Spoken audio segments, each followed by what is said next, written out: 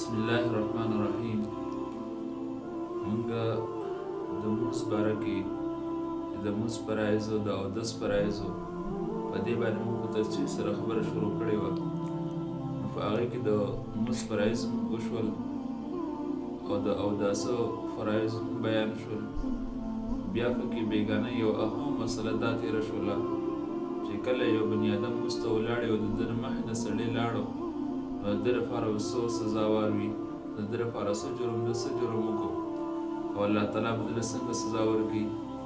یا که ده ته دا ګناه پته ولګېده نو دی به 40 کاله یا 40 ورځې 40 میاشتې نبي علیه السلام دی مخې ته ودرېدلی خو تېر شوی که نه. په نننی سبق دا به زمونږ د واجباتو کې چې واجبات چې دي دا په مانځه کې درنه که زده پاتې شو نو دې سره خو بیا موږ اړو کېږي هم نه. خو که دا واجبات چې کوم دي دا تا نه په هیره باندې یو واجب پاتې شو نو موږ دې کېږي او په سیده صحو سره بیا راځي در باندې. او چې کله در باندې سیده صحو لازم شوله نو دغه سجده به وکړي نو ستا موږ ورسره کامل او پوره شي. نو واجبات که په هیره باندې پاتې شي نو په سیده صحو کولو سره بیا ستا موږ کامل کېږي او پوره کېږي. خو که دا په قصدن تا نه پاتې شو دغه واجبات د قصدن پرېښودل نو بیا ستا موږ دا نه کېږي، دا دوباره په تا باندې لازم دی. واجبات په مانځه کې چې دا 14 دی او دا تفصیل سره انشاءالله موږ یو ذکر کوو چې سورة الفاتحه دا په مانځه کې ویل دا واجبه ده. یعنی د فرض مونځ د اخري رکعتونو علاوه د هر مونځ په هر رکعت کې الحمدلله ویل دا واجب دی. او حدیث په نبی کریم صلی الله علیه وسلم دی. هغه دلیل نبی کریم صلی الله علیه وسلم حدیث فرمایي من صلى صلاة لم يقرأ فيها بأم القرآن فهي خداج. نبی اسلام دا حدیث. او دویم واجب چې د سوره فاتحه د سوره فاتحه سره یو سورت یا 3 آیتونه ویل، یعنی د فرض مونځ د اخري 2 رکعتونو علاوه د هر مونځ په هر رکعت کې د سوره فاتحه نه پس یو سورت یا 3 لنډي یا یو آیت وګدو هغه لوستل دا واجب دی. چې 3 آیتونه هغه یا یو سورت وګدو دا ویل دا چې دا واجب دی په مونځ کې. یا یو آیت وګدو لوستل دا چې کله یو آیت ولوستلو نو ستا واجب ادا شو، او که دې نه کم وي دا بیا واجب نه ادا کېږي. دا دویم واجباتو کې دویم راځي 14 واجبات دي نو دا پکې دویم شو چې یو صورت یا 3 آیاتونه یا یو آیات چې دا تفصیلي اوږد آیات لوستل دا واجب دی په مانځه کې چې کله دا ولوستلو. او بل دا چې کله 3 نمبر چې دی نو هغه د فرض اول 2 رکعتونه چې دي هغه د قرات لپاره متعین کول دا واجب دي. چې کله سړی ودرېږي مسته او په دې مسکې یو اهم مسله هغه دا ده چې کله سړی مسته ودرېږي نو دې په دې باندې اول دا هو په دې باندې سوچ وکړي چې کله یو سړی مسته ودرېږي نو دې به څه کوي. دې خو که د امام سره راغی او د امام سره براغ ودرېد یو ځای تکبیر سره تکبیر الله اکبر امام ویل مقتدی هم الله اکبر وی نیت دواړو بند کو. او که اوس په دې دواړو کې دا مقتدی په 2 رکعت کې راغلی الان یو رکعت نه شوی دی په 2 کې راغلی نو دی به اوس داسې نه کوي چې کله امام سلام جر باسو نو دی چې کله فاسي هغه لومبی رکعت چې کوم نو هغه به دی د اخر ډک رکعت به وکړي چې لومبی رکعت د نه د ثنا نه کوم سبق پاتې شوی د سبحانک اللهم نه نو هغه به دی ووایي. بیا چې کله 3 رکعت ته فاسي نو بیا به دی الحمدلله شروع کړي. دا فکر ډېره اهم مسله ده. بعض ملګري په دې باندې پوه نه وي نو چې امام سره راشي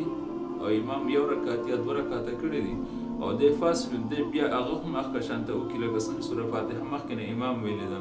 نو چې امام په سوره فاتحه ویلې ده او یو رکعت یې کړی دی نو تا نه لومبی ډک رکعت پاتې شوی دی نو ته چې کله امام سره ودرېدلې نو بیا به اوس هغه ډک رکعت د سر نه شروع کړي. چې کله د سر نه شروع کړو نو په هغه طریقې سره خپل لمونځ کامل پوره کړي. که ته په اخري رکعت کې راغلی او هغه رکعت تش دی یعنې صرف وللضالین افور سبق ویلي او همه ته صورت ویل پکې نشته تش رکعت دی او امام لاړو کته رکوع یې وکړله سجده یې وکړله ته راغللې نو ته چې بیا پاسې ډک خو که ته په دې کې په دې تش رکعت کې راللې په منځ کې رالې چې امام سورة فاتحه هم لا نه وه ختمه کړې او رکوع ته لا نه ایتلې او ته پکې راللې منځ کې ودرېدلې نو اوس دغه رکعت چې کوم دی نو دې له به الله غیر ته به بل رکعت ته ځي چې د امام سره دا رکعت تا وکړو نو ته چې کله پاسې دغه تش رکعت به بیا نه کوې بس دا تا وکړو سره ختمه شوله او یو پکې دغه مسله دا ده چې کله تا نه د ماسپښین لمونځ دی او ته جومات ته رالې 4 رکعت سنت د هغې ټایم نشته د امامتۍ ته ودرېږي نو که ته اوس امامتۍ ته ودرېږي لمونځ در نه ځي د سنتو پرېږدي او ته به خامخا لمونځ ته ودرېږي دا صرف د سحر لمونځ په باره کې داسې ده چې کله ته جومات ته لاړ شې او وګورې چې امامتي ولاړه ده نو که ته امام په اخرې قاعده باندې هم رسولی شي نو سنت به کوې بکوز د ماسپښین او د ماښام د ماسخوتن سنت دي د ماسپښین شو سنت دي 4 رکعته نو د هغې مسله دا ده چې کله ته جومات ته لاړ شې او تا ته پته ولګي په یو نیم بجې باندې مونځ ټایم دی ټایم پوره دی نو بیا سنت مه کوه د امام سره فرض وکړې داخل شه فرض وکړه او چې کله دغه فرض وکړلو نو هغې نه بعد بیا لومړي 4 رکعته سنتو ته مه راځه ځکه تا د ترتیب اصم ساکت شوی دی نو بیا ورپسې 2 رکعته سنت هغه خپل وکړه چې کله یې 2 رکعته سنت وکړه نو هغې نه بعد بیا خپل 4 رکعته سنت چې دي هغه به وکړي نو په دې طریقو به ستا لمونځ پوره شي نو اوس په لمونځ کې چې دی واجباتو کې درېیم واجب چې دی هغه د فرض اول 2 رکعتونه د قرات فرض متعین کول دا واجب دي چې کله فرض لمونځ وي نو اول 2 رکعتونه دا د قرات لپاره چې په دې کې به قرات لولي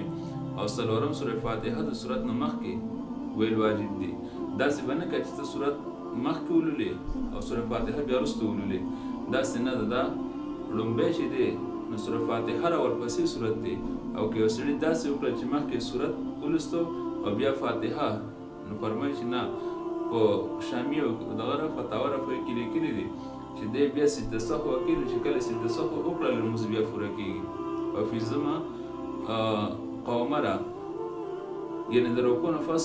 نیغ ودرېدل دا واجب دي چې کله رکوع وشي هغې نه بعد سمدستي نیغ ودرېدل شي دا واجب دي داسې به نه کوي چې رکوع ته تللی دی او بس بیا په بره نیغېدل شي نه ډایرکټ په قد نه ځي دی به دومره ساعت ودرېږي چې دا کپړې دا په ځای باندې ودرېږي هغې نه بعد به رکوع له ځي سجدې له به ځي او شپږم جلسه یعنې دواړو سجدو په میاشت کې کېناستل دا واجب دي داسې به نه کوي لکه چرګ ټونګې به نه لګوي د چرګ په شانو چې کله دواړه سجدې دي یو سجده یې وکړله نو دویمې ته پاس دومره انتظار وکړه چې ته پکې ساه واخلې یا تسبیحات 3 پېره تسبیحات سبحان ربي الاعلی پکې ویلی شي یا ستا کپړې چې دي هغه خوځېدل ودرې نو دغه شان دی شپږم چې دی دا واجب دی په لمونځ کې چې د دواړو سجدو په میاشت کې کېناستل دا څه دي دا واجب دي اوم تعدیل د ارکانو یعنې رکوع سجده په اطمینان سره ادا کول واجب دي داسې هم نه چې بس ته په هر یو دغه کې منډه وهي منډه وهل پکې نشي په کلاره سره کولی او بیا هم د ترتیب لحاظ ساتلی په ترتیب سره کولی لکه سړی لمونځ ته ودرېږي نو لومبی ثنا ده بیا فاتحه ده بیا اخلاص ده سوره اخلاص دی او بیا دا شانته رکوع ده بیا سجده ده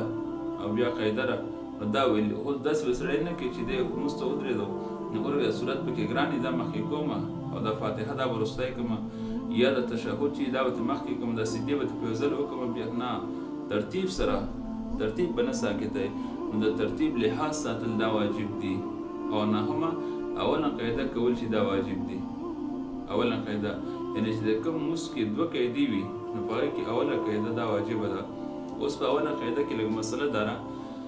چې کله سړی لمونځ ته ودرېږي او د لومبۍ قاعده ده او هغې ته دی کېنناستو بس د څنګه سجده وکړله او ډایرکټ بره تو ودرېدل قیام ولاړې ته تو نو دی اوس دې حالت ته وګوري چې کله دی د ده اندامونه یا دا زنګنان دا بیخي داسې نیغ شوي نه وي نیغ نه ودرېدلي نو دی بیا واپس دغه قاعدې ته تللی شي خو که دی دغه زنګنان یې نیغ شوي دي او نیغ ودرېدلی دی فرضو ته بره تللی دی نو بیا د واجبو ته دی واپس نشي تللی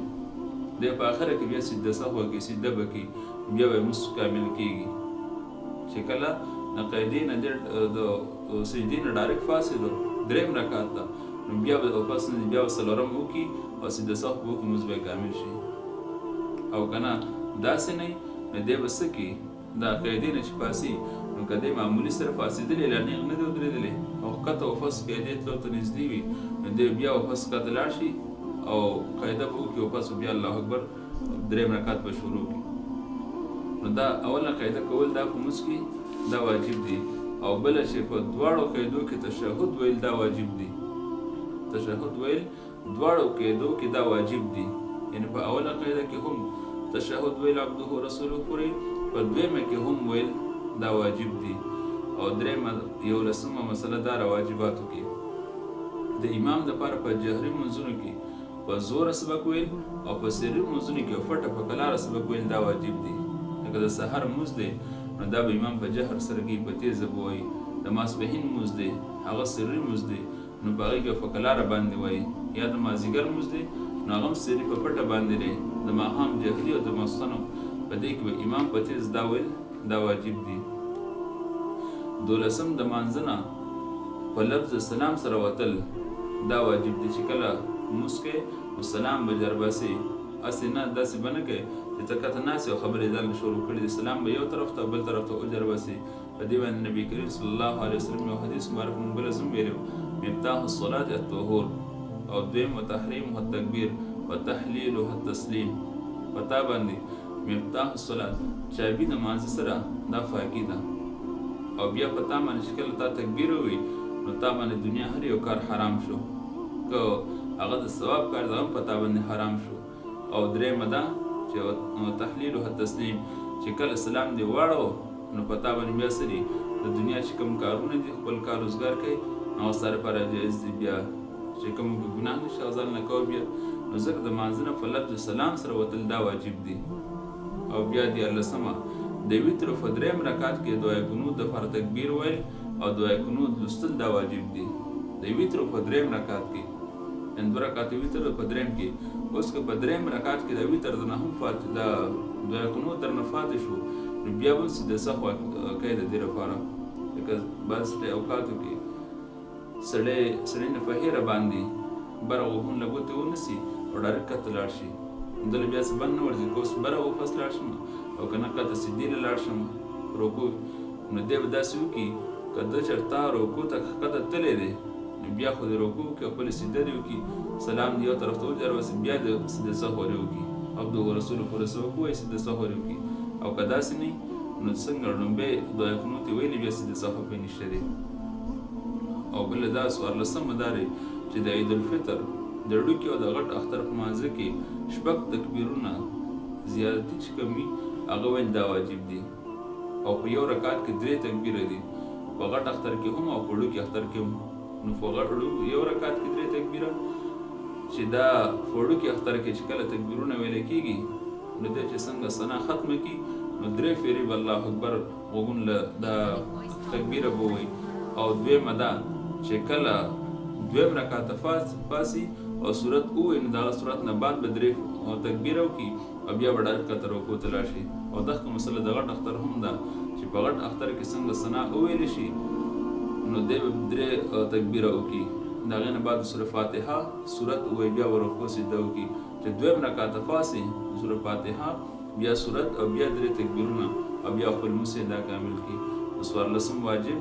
دا دی چې په دواړو اخترونو کې عید الفطر او عید الاضحی ورته وایو چې په دې دواړو کې د شپږ زیاتې تکبیرونه دا برابر کول دا واجب